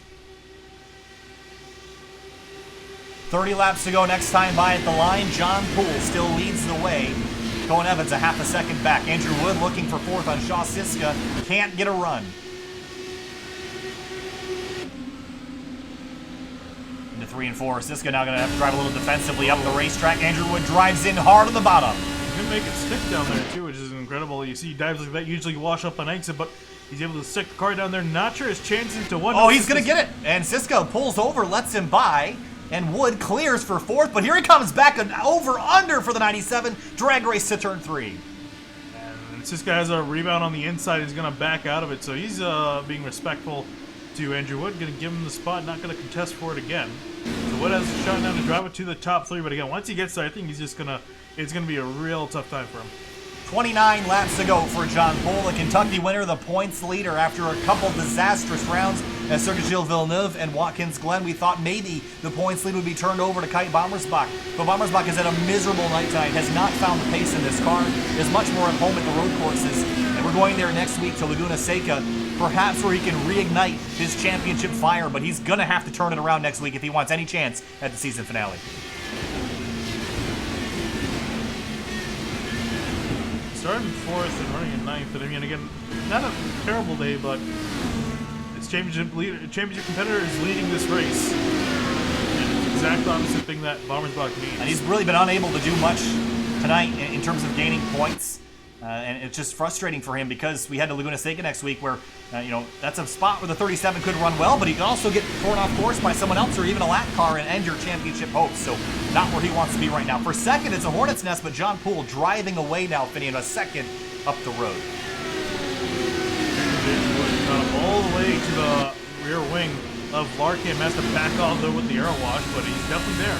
Now, Andrew Wood was so frustrated earlier in the season, almost hung up the helmet for a little while just to kind of find the passion for it again. It was struggling so much in both this series and the Indy Elite Series, but his win at Auto Club about a couple weeks ago kind of reignited his fire here.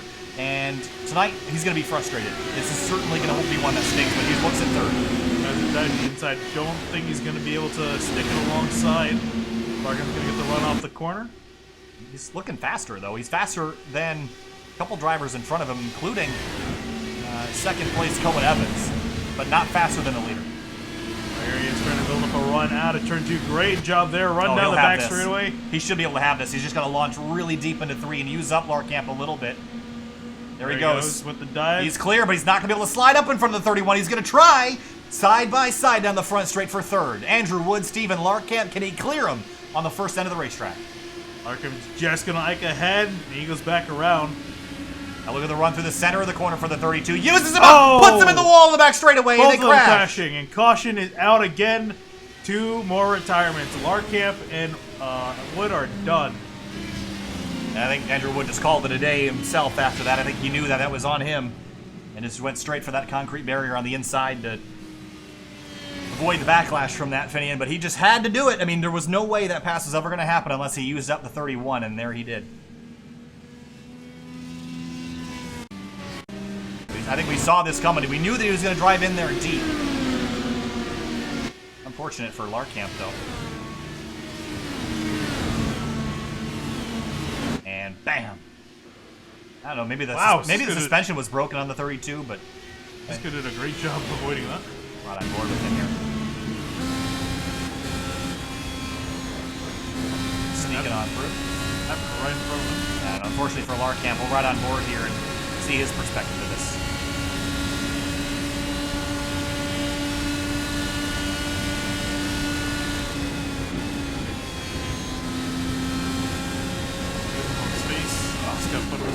Yep.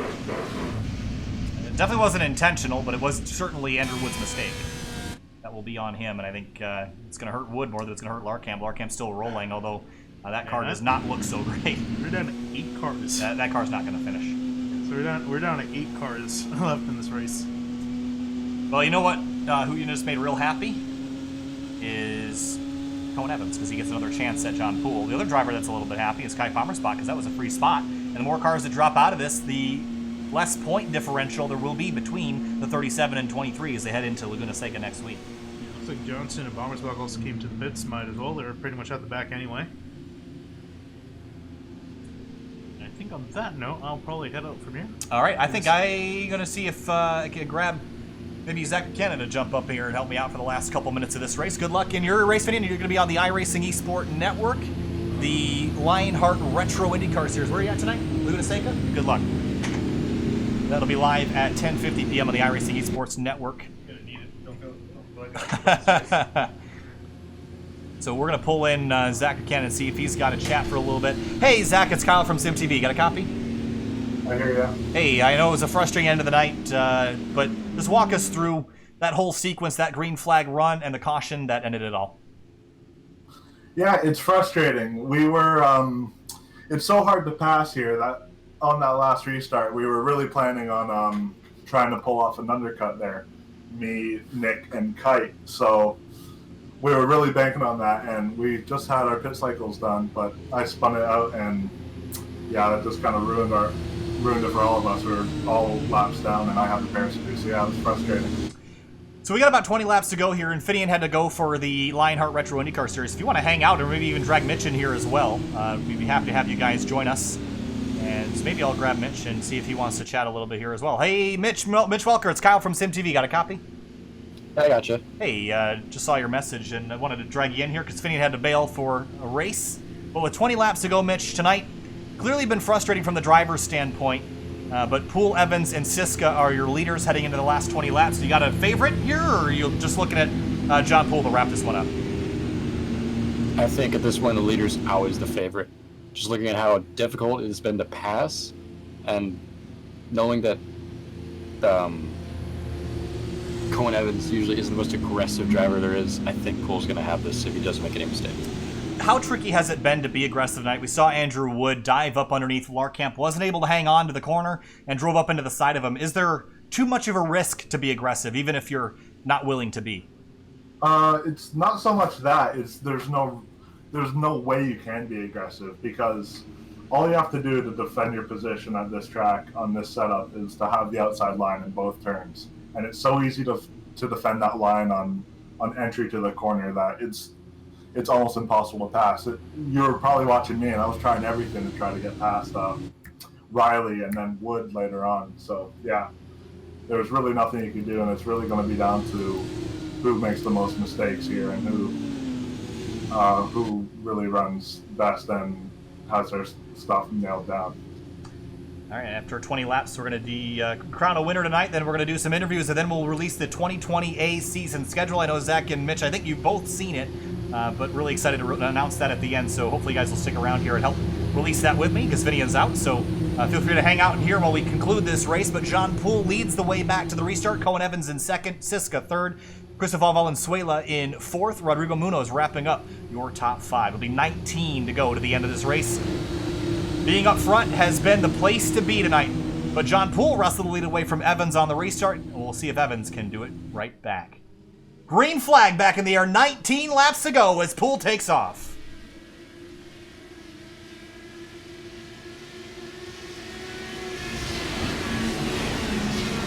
Now Cohen Evans has to quickly get on the rear wing of that 23, but Zach, you mentioned how challenging it was to make it by drivers because they can just run the high lane and prevent you from getting there. But where on the racetrack can you gain even with the aero push? The best spot would be out of turn 2. If you get your line just right, which is somewhere about 2/3 of the way up the corner, you can get a good exit if the other driver hasn't done that. And that's really the only way you can make gains with aero push, which is a line Cohen just run there. So we'll see what he can do with it. 17 to go next time by. Poole leads the way by 0.4 of a second. Cohen Evans running a lane up the racetrack, trying to find some grip to use as we conclude this race. Behind him, it's a hornet's nest for fourth. Cristobal Valenzuela in fourth, Rodrigo Munoz in fifth, Nicholas Johnson in sixth. Now Johnson started from the pits, Mitch, and was able to make up some spots, and here he is getting around the 0-9 for that fifth spot. Do you think he's got anything left for these drivers at the end of this race? I think Mitch, I'll let you have a comment here in a sec. I think they both got something going here because they didn't take the pits, and they're working together tonight. So Kite's got a championship he wants to win, and Nick's got a race win he wants to pick up after having it stolen away from Watkins Glen. So yeah, they're going to be favorites here if they could get through the traffic. You pretty much said everything I wanted to say. I think just they might be a little bit too far back to challenge for the lead as it is, though. I think that's going to be the challenge. It's just track position. He's already 1.5 seconds back from the lead. Valenzuela's been dropping down the order since the restart. Here comes Bommersbach around the outside. And as the championship picture shapes up, guys, we've seen Bommersbach really struggle tonight. He heads to Laguna Seca next week with the rest of the field. Do you think Bommersbach needs to outperform John Poole next week to have a chance in the season finale, or do you think he just needs to keep the point differential close for that last race of the season? I think a good cushion is always better. I wouldn't necessarily say he should settle. They're both really good road course drivers, so next week's going to be a pivotal week for Kite. It's going to be all about capitalizing on John's mistake. Watching Nicholas Johnson dive to the inside of Shaw Siska in turns 3 and 4. He's actually going to pull even with him on the front straight. Should be able to clear him down here in 1 and 2, and he does. Siska's been very nice tonight, to say the least. Again, new driver in the series. Has been very kind, letting people on by, but Johnson has been running incredible laps the last couple laps on through. He's lost overall to the lead, but he's up to third and might have something to say at least about second before the end of this thing. I'm surprised by that, actually. Earlier on, we had some fresh tires off cycle from the rest of the leaders, and we couldn't make any gains with that at the time. So Nick's really making good use of what he has here and really figuring out where to find that clean air and that extra grip. Coming back to 11 laps to go next time by. There's a good battle for fourth. Siska, Bommersbach, Munoz, all in 4th, 5th, and 6th. And Bommersbach, again, we mentioned him a couple minutes ago, trying to recover what was kind of not a great night in terms of pace. Dropped all the way back to 10th at one point on raw pace alone. And when you're second in the championship, 10th isn't going to do it. But he clawed his way back to 5th. He stayed out of trouble tonight. We've seen a lot of cars have issues. We started with 21. We're down to 8 running on the racetrack. So he's all over Siska now for 4th.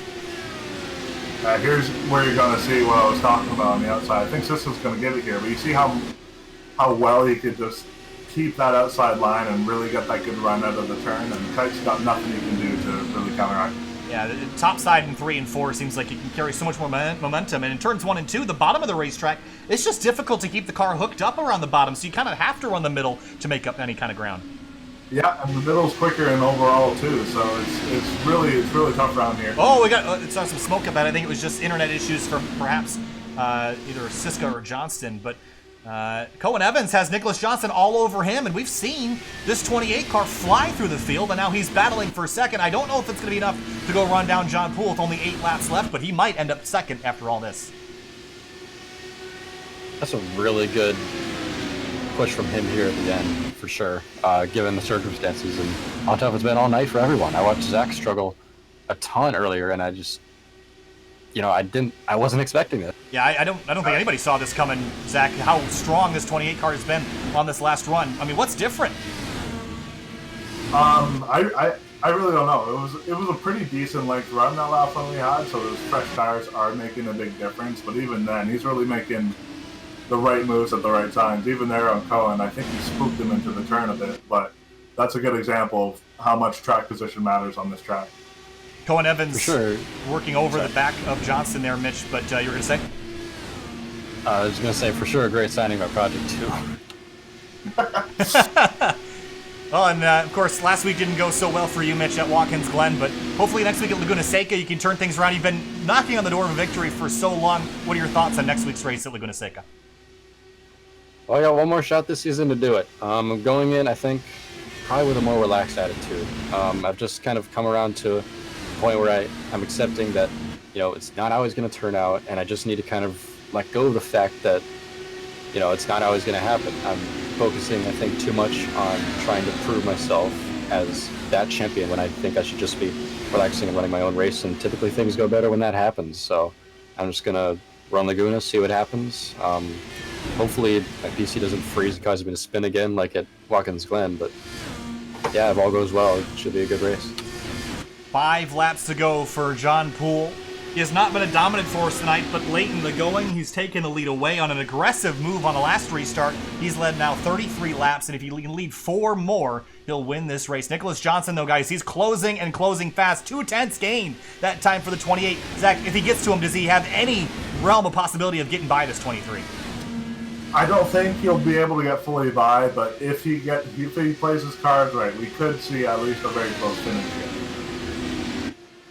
Back to 3 laps to go. Only a couple miles left in this race. Johnson continues to close. This time by, what's it going to be for John Poole? A 25.155 for Johnston. A 25.089. Still another 10th gain. He's within half a second now with 3 laps to go. Oh, he's in the fence! He's in the wall. Hit the wall out of turn 2. Oh. He hit it pretty square. I don't see a whole lot of damage on that car, but that goes the win right there. And behind him, Bommersbach up to 3rd in the 37 car. He's moving too. 2 laps to go. Bommersbach slides in front of the 28 for second. And just like that, what was going to be a terrible night for points has now turned into almost a dead heat between Bommersbach and Poole in the points picture. Car in the wall behind him. Siska pounds the concrete out of turn 2. Wow, this really shakes things up. It's going to be absolutely heated into Laguna Seca here. Next week, we're heading into the penultimate race of the season at Laguna Seca, the last road course of the year. John Poole leads the way right now in the points. He probably walked into the night thinking he was good. Bommersbach didn't have the pace to stay up with them. But now in the late stage of this race, Kite Bommersbach has rallied for second place. John Poole won at Kentucky a few weeks back. He was robbed of a victory at Auto Club Speedway. He will not be robbed tonight. Out of turn 4, John Poole extends his points lead and wins at Gateway Motorsports Park. That was a really good last run from John there. He deserves that fully. Yeah, John Poole did a spectacular job. Kite Bommersbach did a great job. And Nicholas Johnson, even though it all went away in the latter stages of that, he still rallied for 3rd. A great result for him. Cohen Evans 4th. Rodrigo Munoz 5th. Valenzuela in 6th. Siska in 7th. John Wilco in 8th. And celebrations for John Poole. Now, he's not going to maybe look at this as big of a success as it could have been if Bommersbach was down in 10th. But a win is a win is a win. And he craves these. He's going to get to celebrate in Gateway tonight. Yeah, it's not the point differential we wanted out of this race, but it is still extra padding. Burning it down on the front straightaway here at World Wide Technology Raceway. And next week we head west to WeatherTech Raceway Laguna Seca for the penultimate race of the season. And there, John Poole will have to defend from Kite Bommersbach, and then one more race to round out the end of the season. And what was almost a sure championship for the 23 he slipped away the last couple weeks, but he's doing everything he can to defend from the charging 37. We'll be back in just a couple minutes with your race winner and others, and then after that we'll bring you the 2020A Fuel Racetrack Designs IndyCar Series schedule, so don't go anywhere. You don't want to miss that. We'll be right back.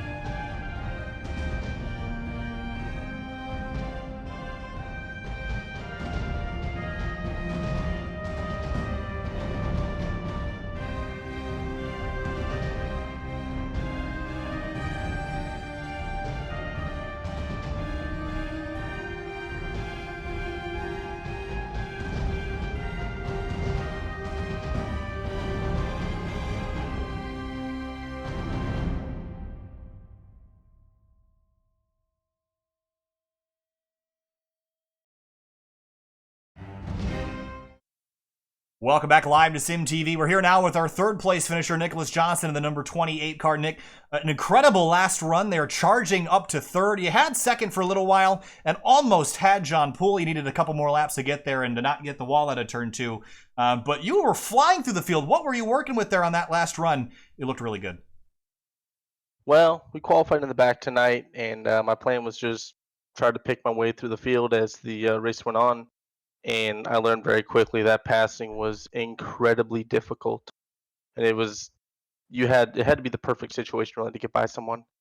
So coming there to that last stint, we went for an undercut, and unfortunately, the caution flew just as we came off pit road, which then trapped us a lap down. We had to take the wave around and basically put us right back where we were. So I don't know, just through attrition, I worked my way up to fifth, and that caution flew, and I knew either I was going to finish fifth or I was going to take tires and see what I could do.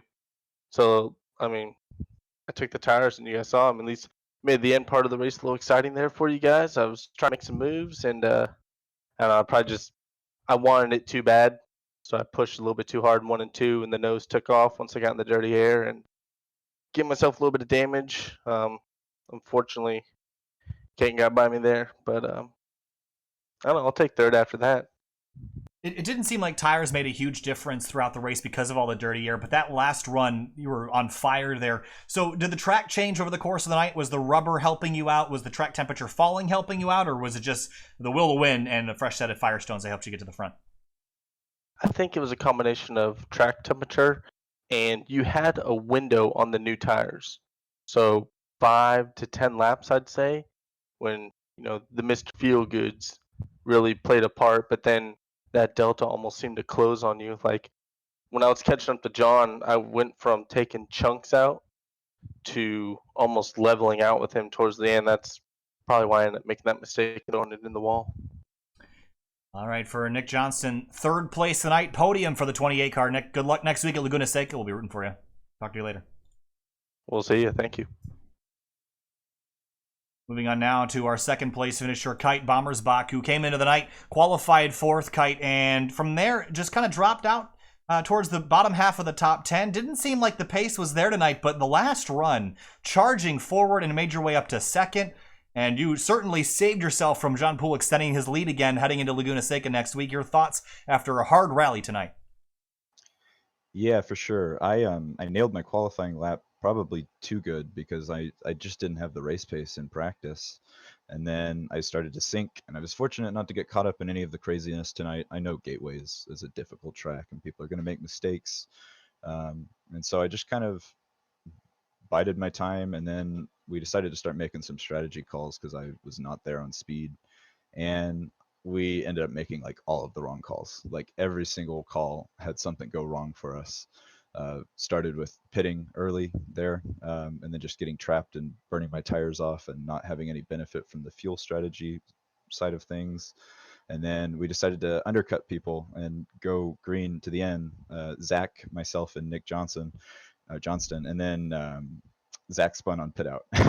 So at the end, fortunately, we made the call to take tires because it seemed like a no-brainer. I actually didn't lose any positions doing that and was just able to fight my way up through people and recover to second place. These are the kind of drives that win you a championship, making something out of absolutely nothing. So excited to take the fight into Homestead and Laguna Seca for that matter. Just really pleased with this P2. So next week we head to Laguna Seca. Do you think that of these next two races, do you have to win one of them to win the championship, or do you think you can get a couple top fives and maybe just outpoint John Poole? I'm going to be right there with him in points. I just need to finish several positions ahead of him in both races. That said, a win would significantly aid my championship battle, but I just need to be strong, be consistent, be up in the podium positions for both of those races, and we'll see how things shake out. It's going to be a great show. Don't miss it here on SimTV. All right, Kite. Hey, thanks for talking to us. Congrats on a P2. Good luck next week at Laguna Seca. Appreciate it. Last but certainly not least tonight, John Poole in the number 23 car. John, 34 or 38 laps led, something like that, in the little high 30s. Towards the beginning of the race, you were kind of mired in the top 5, top 10, but at the end, an aggressive restart. You wrestled the lead away from the 17 of Cohen Evans. You went on to win. The ovals have been kind to you this year. Does this set you on the path to defending your points lead and winning the title? It definitely goes a long way. It definitely goes a long way. And to be honest, I'll be the first to admit, Gateway, I do not like this track at all. It's honestly one of my worst racetracks in the sim. So to get a win here was really big, and thought we were going to have a really big points night, but Kite pulled one out there at the end, got a second place, and he's keeping me honest. Into Laguna Seca next week, another road course. Then we head to Homestead to finish out the season. Are you in defense mode or are you in offense mode right now with Kite closing that points lead?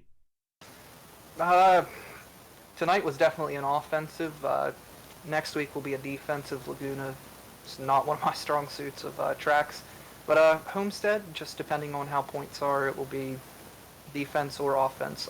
I'd like to stay aggressive, but not too aggressive to where you compromise. All right, John Poole wins it tonight in the number 23. John, congratulations. We'll see you next week in California at Laguna Seca. Good luck. All righty, thank you so much. Absolutely. All right, with that, guys, we're going to wrap up the interviews here and just running through the finishing order again.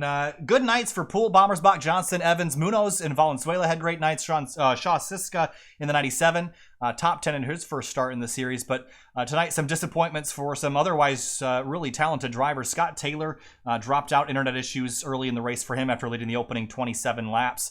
Liam Sheen drops out, 15th place. Riley Thompson, Byron Daly, Will Roberts, and Danny Roberts all crashed out, so not good nights for them. But we have some things to take care of, guys. The 2020 Season A schedule is being released right now. And before I show it, Zach, you've been a part of this whole process. How are you feeling about next season's schedule before we show everybody?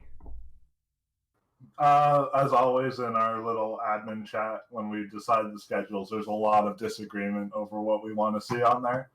But I think we hit a good balance of fun stuff. Some of our best tracks, a couple new tracks, and a couple that have been a mixed bag in the past, but I think will still be interesting because they're such wild cards when it comes to how you drive them. So it's gonna. I think it's gonna please a lot of people. Might upset a couple, but it's what we're running, and I'm pretty excited about what we're going to be seeing next season. And with that, we'll bring you the Fuel Racetrack Designs IndyCar Series 2020 schedule. Let's take a look here at what we've got. The first round on February 13th at Twin Ring Motegi is going to be the Baca Gaizin 200. Thanks, Zach, for naming it that. That'll be on February 13th. That'll be the first round of the season. 200 miles, or I think, is that kilometers or miles there, Zach? I think it's got to be miles, right? 130 laps. Yeah, miles. And then second round of the season, February 20th at WeatherTech Raceway, Laguna Seca, the expensive floor mat Grand Prix. 60 laps at the road course we'll be heading to next week. So the penultimate race in this season, the second race in the next season. Then February 27th, the week after that, Michigan Speedway for the Michigan 500, 156 laps. That'll be the third round of the season. The following week, March 5th, will be off for the 2020 Season 2 build. March 12th, we return to Homestead Miami Speedway, which will be the season finale this year, but this time around it'll be the fourth race of the season, the Disney World 200, 134 laps at Homestead. All these race names are great. Then March 9th. I didn't see that one yet. Yep, March 19th from Road Atlanta, the Yeehaw 200, 49 laps at the road course in, that is down in Georgia. I can't remember the name of the town all of a sudden, forgetting that. Brazelton, thank you, Mitch. Yes. March 26th, the Corn 200 at Iowa Speedway. Pretty self-explanatory there. April 2nd, another return to the Mid-Ohio Sports Car Course, which was one of the most spectacular races I've watched in a long time in the Indy Elite Series this year, but it'll be the OK Boomer 200, 56 laps from the Mid-Ohio Sports Car Course. April 9th, Cheesy Boy Grand Prix, 40 laps at Road America. The super highway of road racing in America will be on April 9th. Cheesy Boy Grand Prix. April 16th, off for April break. April 23rd, we return to Las Vegas Motor Speedway for the All-In Indy 200, 134 laps at Vegas for the next round of the season. Things get interesting on April 30th. The Cowgirl Powders and Stuff Grand Prix, 55 laps from Indianapolis Motor Speedway. That'll be at the road course. May 7th will be the qualifiers for the third Indianapolis 500, 180 minutes of qualifications on May 7th. Following week, May 14th, the Fuel Indianapolis 500, 125 laps on May 14th this year, right in IndyCar season, or Indy 500 season rather, so it'll be perfect time for it. May 21st will be the real Indy 500, so it'll be off on that day. May 28th, the Milwaukee Mile, the Cheese Wheel 150, 150 laps at one of the oldest tracks in the country. June 4th, another off week for the June Build 2020 Season 3. And then we'll head to Watkins Glen on June 11th for the penultimate race of the season, the Rescanby Grand Prix, 76 laps from WGI in the Finger Lakes region of New York. The season finale will be June 18th at Chicagoland Speedway, the Deep Dish 225, 150 laps from the Windy City on the 18th of June. That will round out your 2020A Fuel R/Racetrack Designs IndyCar Series schedule. Guys, it's going to be a good one. What are you looking forward to most, Zach?